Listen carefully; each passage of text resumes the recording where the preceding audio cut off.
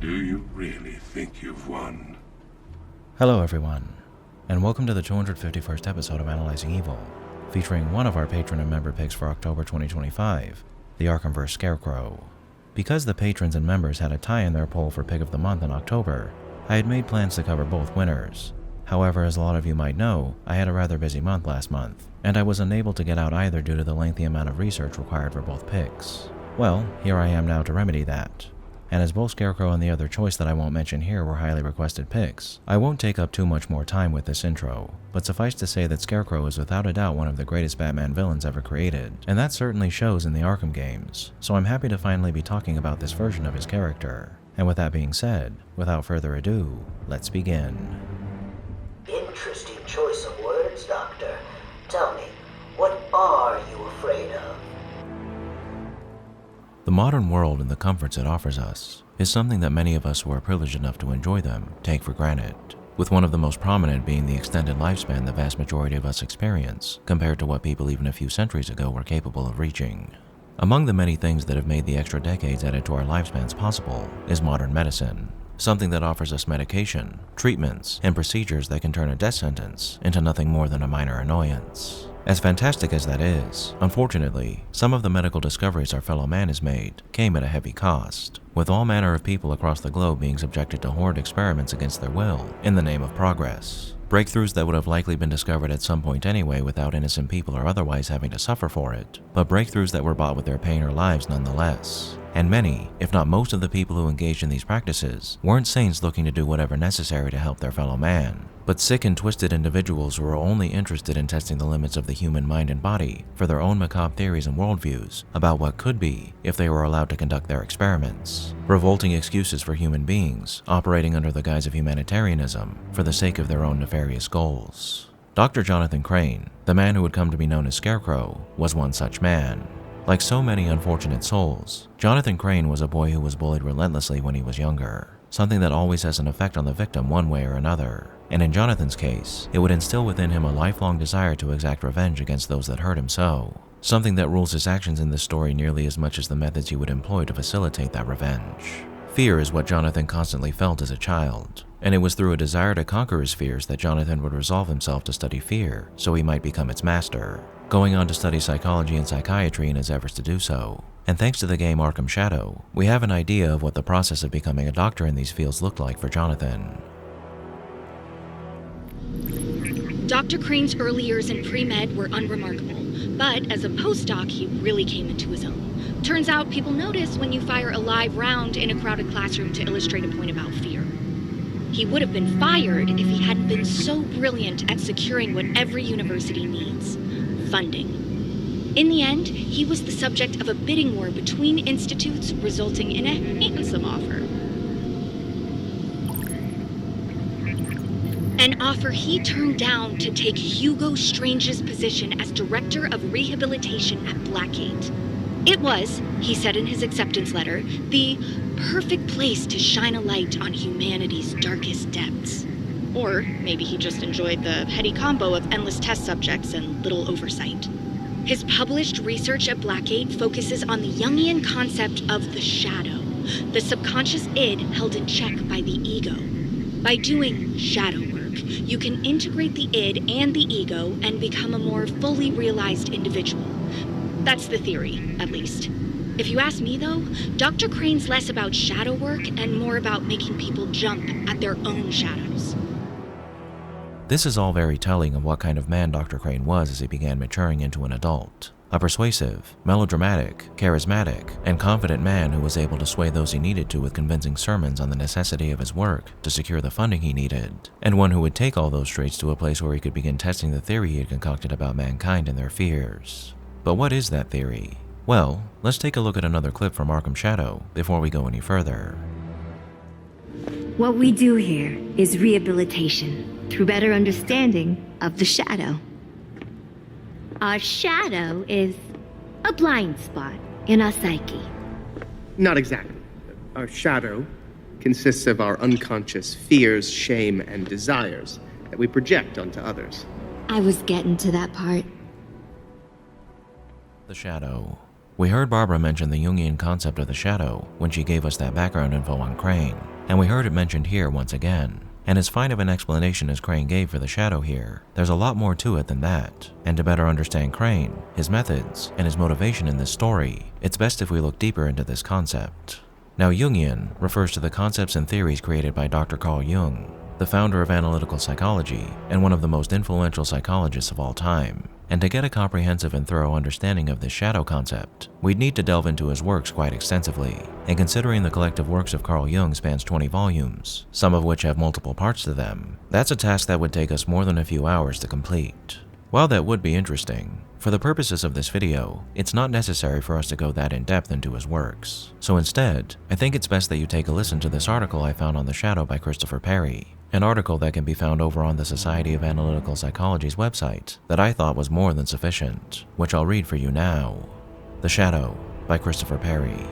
In Jung's model of the psyche, there are various personified structures that interact with one another in our inner world. Two of these, the persona and the anima/animus, are relational. The persona relates to the external world, and the anima/animus to the internal world. The ego, which is primarily body-based and may be understood as the executive part of the personality, stands alongside the shadow, and these two are to do with our identity. Problems with not recognizing the shadow. Jung had a deep interest in the shadow, its form and content, and in the process of assimilating the thing a person has no wish to be, Collected Works Volume 16, paragraph 470. He saw quite clearly that failure to recognize, acknowledge, and deal with shadow elements is often the root of problems between individuals and within groups and organizations. It is also what fuels prejudice between minority groups or countries and can spark off anything between an interpersonal row and a major war. This is perhaps why the general index to his collected works contains over 2 pages of references to the shadow. Becoming familiar with the shadow is an essential part of the therapeutic relationship, of individuation, and of becoming more rounded, more whole, and more colorful. The shadow and identity. Complementary to Jung's idea of the persona, which is what oneself as well as others think one is, Collected Works Volume 9, paragraph 221. The shadow is that hidden, repressed, for the most part inferior and guilt-laden personality whose ultimate ramifications reach back into the realm of our animal ancestors. If it has been believed hitherto that the human shadow was the source of evil, it can now be ascertained on closer investigation that the unconscious man, that is his shadow, does not consist only of morally reprehensible tendencies, but also displays a number of good qualities, such as normal instincts, appropriate reactions, realistic insights, creative impulses, etc. Collected Works Volume 9, paragraphs 422 and 423. The shadow's potential. What needs to be emphasized very strongly here is that the shadow contains all sorts of qualities, capacities, and potential, which if not recognized and owned, maintain a state of impoverishment in the personality and deprive the person of sources of energy and bridges of connectedness with others. For example, a person might believe that to be assertive is to be selfish, so he goes through life being pushed around by others and deep down seething with resentment, which in turn makes him feel guilty. In this case, his potential for assertiveness and his resentment both form part of his shadow. Analysis might challenge his value system, track it back to its origins, help him to become more embodied and thereby more in touch with his needs, and open up areas of choice, which would probably lead to his resentment diminishing. Personal and collective aspects of the shadow. It may be helpful to think of the shadow in a vertical way. At the top is the personal shadow. It may feel rather black, formless, and underdeveloped as well as unwanted and disowned. But, as we have seen, whilst it may feel like a cesspit, it can also be a treasure trove. Below this, but not divided from it in any way, is the collective shadow. This, like the personal shadow, is relative in that it will be in part culturally determined. It consists of that which opposes our conscious, shared, and collective values. For example, female circumcision is acceptable in some cultures and abhorrent to members of other cultural groups. Something like an attraction to children, however, is a transgression of a taboo, which seems to be universally upheld. The shadow and evil.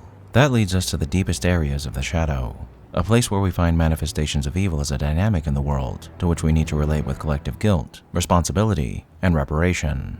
Privatized water, the arms trade, famine, torture, Guantanamo Bay, etc. Each of us will have such a list. The problem of evil is one that Jung explored through his correspondence with the Dominican friar Victor White, and through his writings, particularly Answer to Job.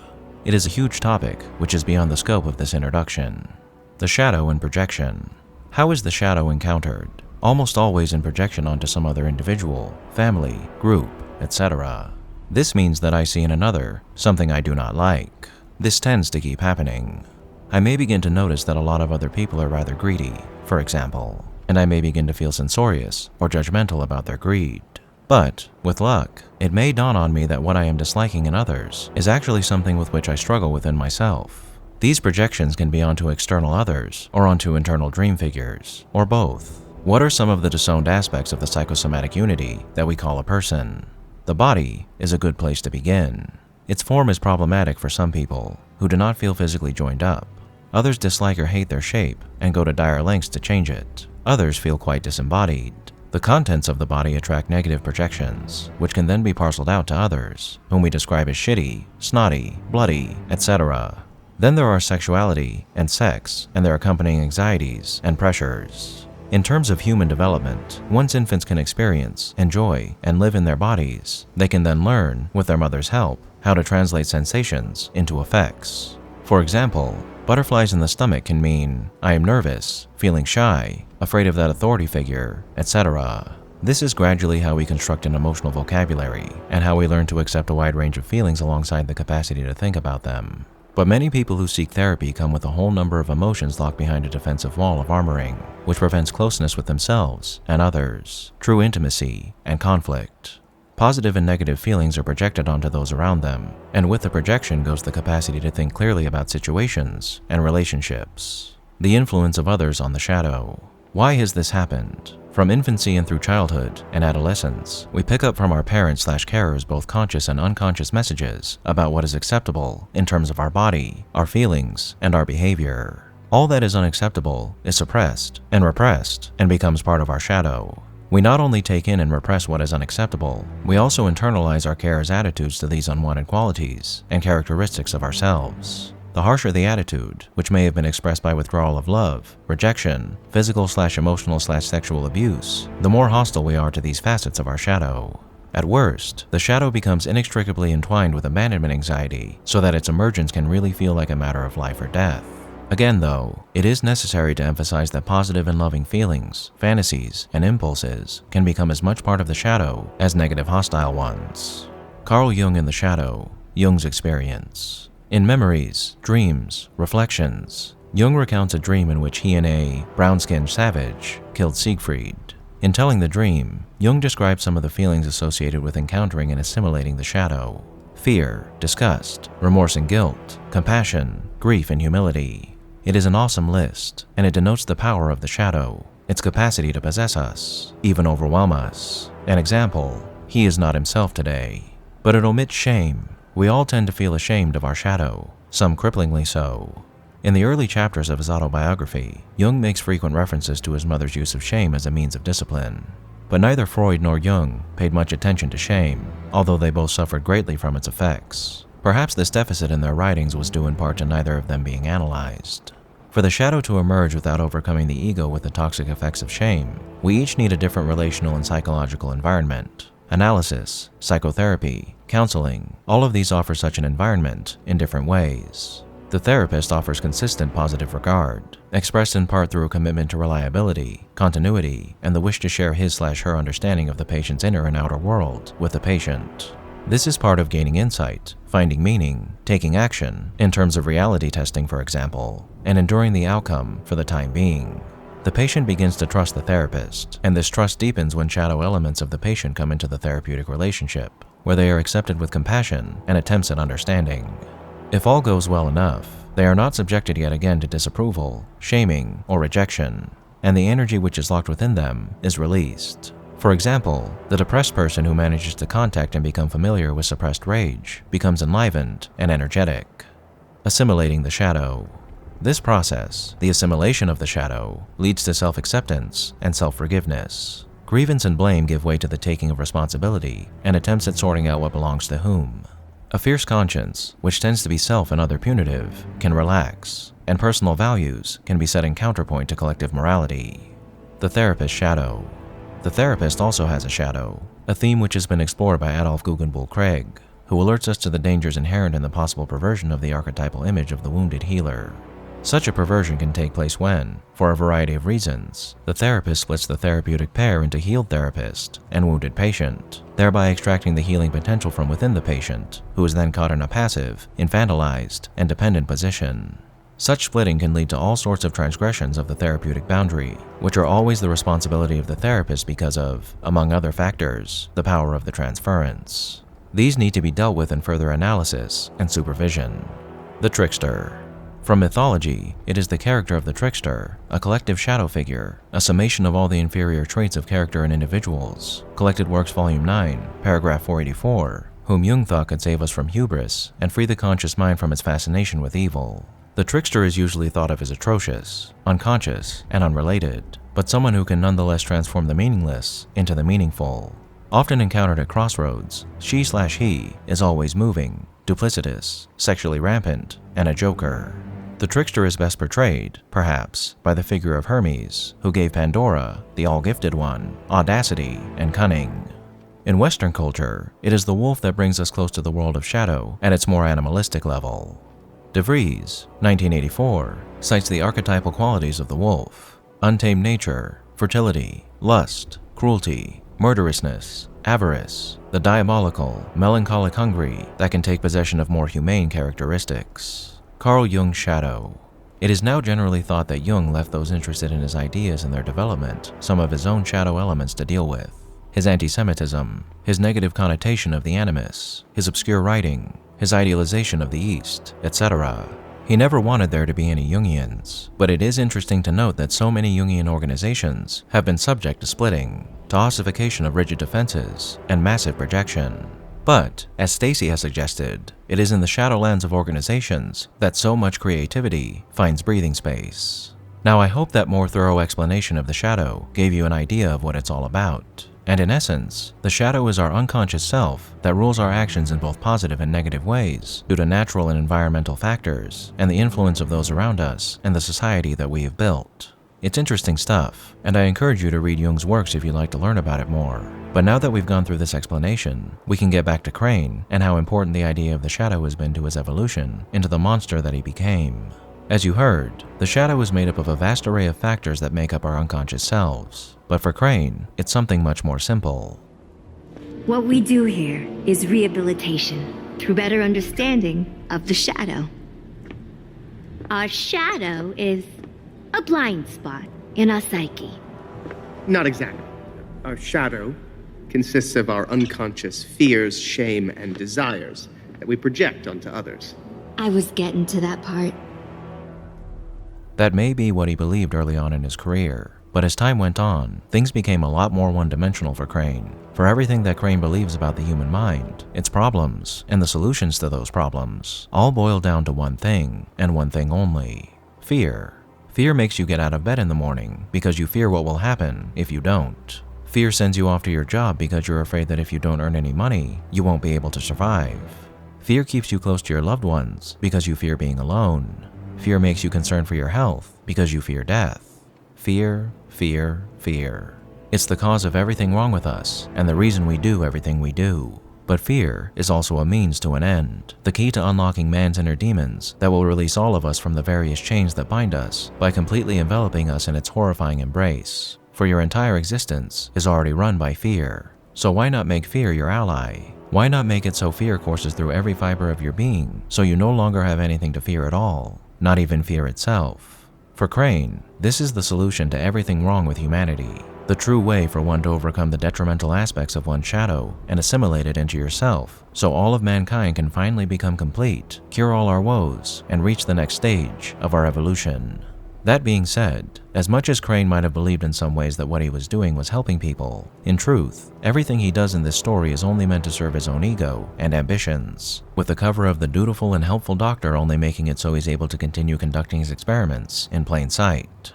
Now, as insane as all that sounds, those were Dr. Crane's intentions when he began creating his fear toxin, using his work on his subjects, not patients, so he could prove to the world the superiority of his vision and conquer the fear he felt as a child and continues to feel as an adult that ruled every decision he made that brought him to this conclusion. At the beginning of his tenure at Blackgate, Dr. Crane was about what you might expect a man like him to be. Scrawny, bespectacled, straw-haired, and sporting a whiny, sniveling, and rather high-pitched voice, Dr. Crane in his lab coat, overbearing and holier-than-thou speech patterns, and weaselly mannerisms make him the perfect caricature of the spiteful, arrogant, pushes his glasses up when he says something clever scientist archetype that we've all come to know and love. During this period in Dr. Crane's career, we learned that he'd come to Blackgate to do as Barbara described, use its various inmates, troubled or otherwise, to test his newly developed toxin. One at this stage he crafted specifically to force people to confront their shadows, rather than coaxing them to do so through therapy. With his most notable crimes during this period being his role in further fracturing the mind of Albert Wesker, better known as the ventriloquist, and causing the maiming of Harvey Dent, and creating the mad arch-criminal that is Two-Face. It's here that Crane is first given a dose of his own toxin, and after experiencing its effects and admitting that his biggest fear is the primal fear that drives all humans, we're shown the first signs of the madness that would go on to completely consume him.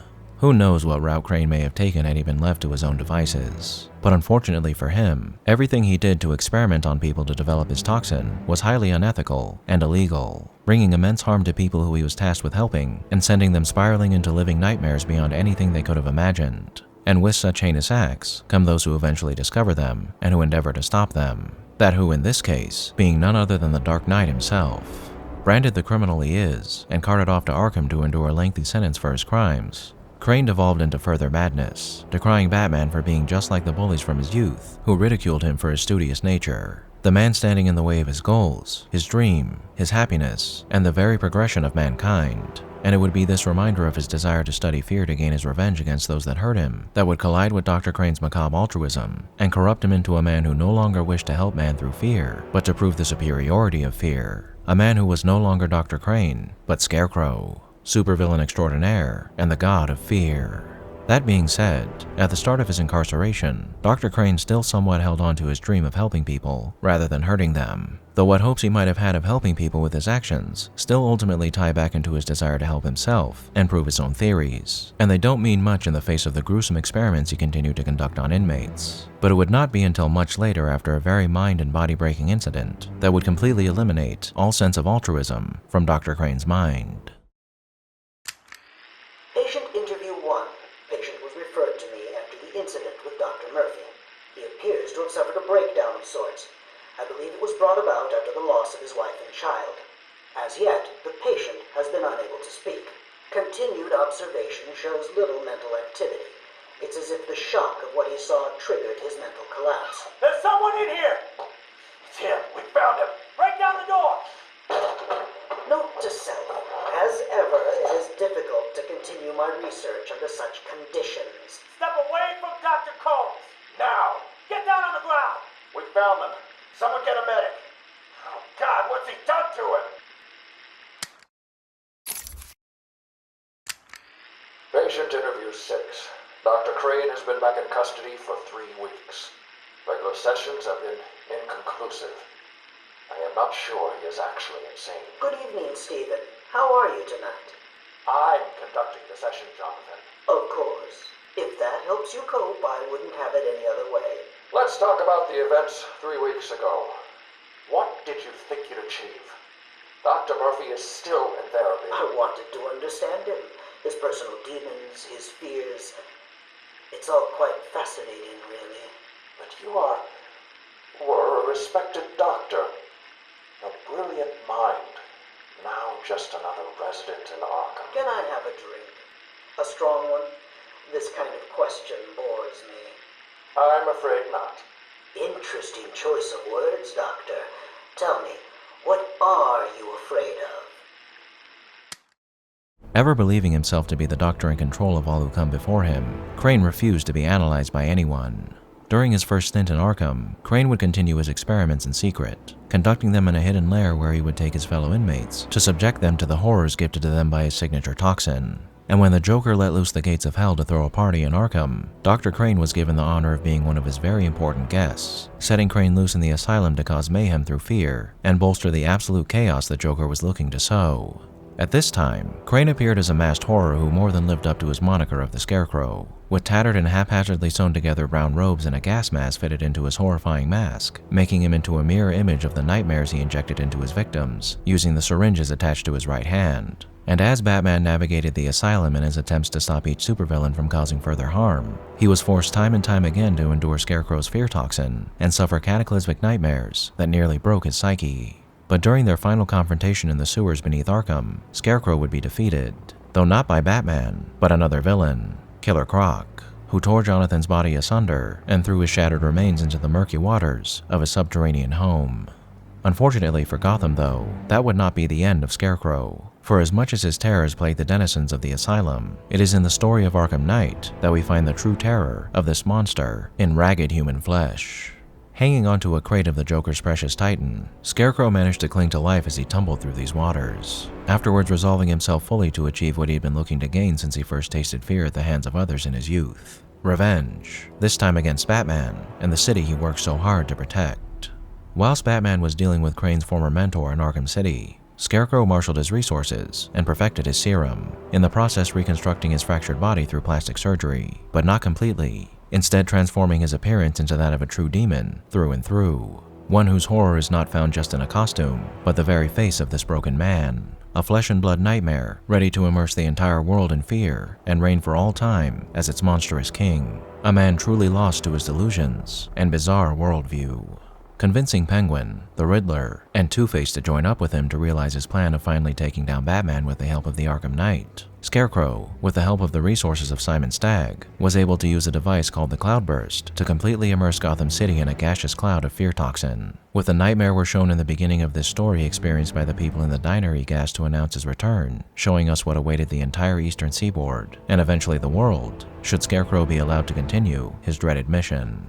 This is the greatest evil unleashed by this version of Scarecrow, for who knows how many people died an agonizing death as they writhed in a prison made of their greatest nightmares while his toxin snaked its way through every corner of this city. And as an act of what's essentially biochemical-based genocide, Scarecrow achieves the sordid title of being the most heinous supervillain in the Arkhamverse. As though many people evacuated Gotham before this happened, there's no telling how many lives were still affected as those who couldn't leave were forced to suffer its effects. And though we can't judge him on what could have been, again, if he had been allowed to continue what he was doing, it's entirely possible that Scarecrow would have seen to the end of the very world itself.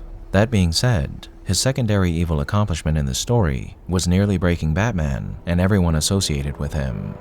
With the help of the Arkham Knight, Scarecrow was able to one-up Batman at nearly every turn, taking from him one of his most precious family members, Barbara Gordon, and using her false death to manipulate him and another of his family members, her father Jim, into becoming Scarecrow's pawn in his ploy to take Batman down. And after dosing Bruce heavily several times with his toxin and throwing his mind into dark corner after dark corner, he nearly succeeded in breaking the man who had tried so hard to protect everyone he could, revealing his identity to the public and nearly forcing him to watch his city and world fall as a broken man as Scarecrow's toxin consumed everything, rendering the world a hopeless hellscape from which it could never recover. But in injecting him with a heavy dose of his fear toxin, Batman was able to release the poison that was the Joker from his mind, allowing him to face his fears and valiantly declare to Crane that he wasn't afraid, rendering Scarecrow powerless against him. And with the help of the redeemed Jason Todd, Batman instead doses Scarecrow with his fear toxin, reducing him to a mess of a man stuck in a constant nightmare, a nightmare wherein a demonic Batman haunts his every move.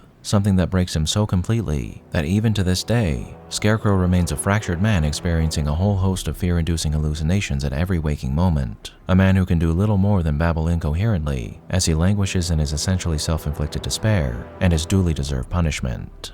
Now the thing about Jonathan Crane is that after all we've learned about him and everything he's done, it really does all come down to fear in various ways as far as his character is concerned. But to really understand who he was and why he took the actions he did, you only really have to understand one key fact about his character. That being that Jonathan wasn't a man who was interested in studying fear. He was a man whose entire life was ruled by it. The only reason Dr. Crane decided to pursue his study of fear was because he himself was so afraid. And in order to conquer his own fears, he eventually came to the conclusion that the only way to do so would be to make everyone else just as afraid as he was, exacting his revenge on a world that he felt had treated him so terribly by ensuring they experienced the same exact pain that he himself endured. He did prove to be a cunning, brilliant, and charismatic individual who could sway the minds of others with his passion, but at his core, he was always ruled by the very thing he tried so hard to force others to overcome, his shadow. And the story of Dr. Crane, Scarecrow, is but one long and drawn-out escape attempt, a man running from his own pain and using the pain of others as a landing for each step he took. No salvation would ever come for Jonathan though, only more pain for himself, and so much, much more for the people that he terrorized.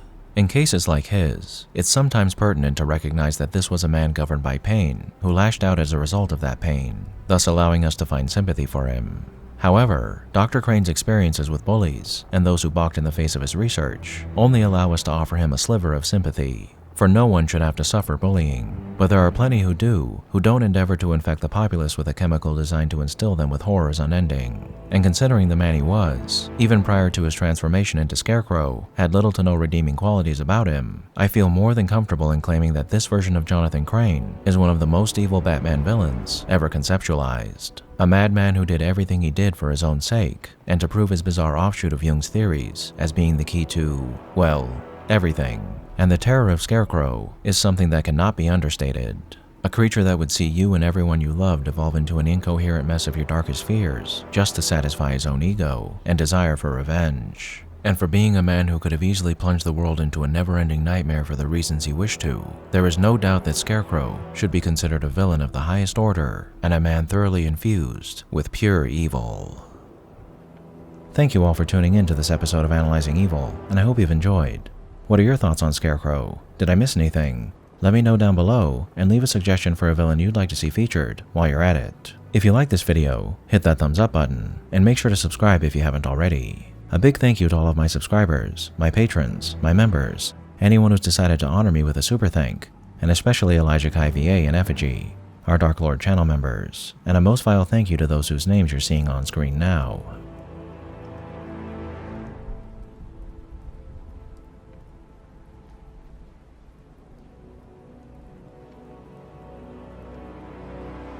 Join the channel's Discord server and subreddit to interact with myself and the community, and follow me on the social media platforms listed below to keep up with the channel.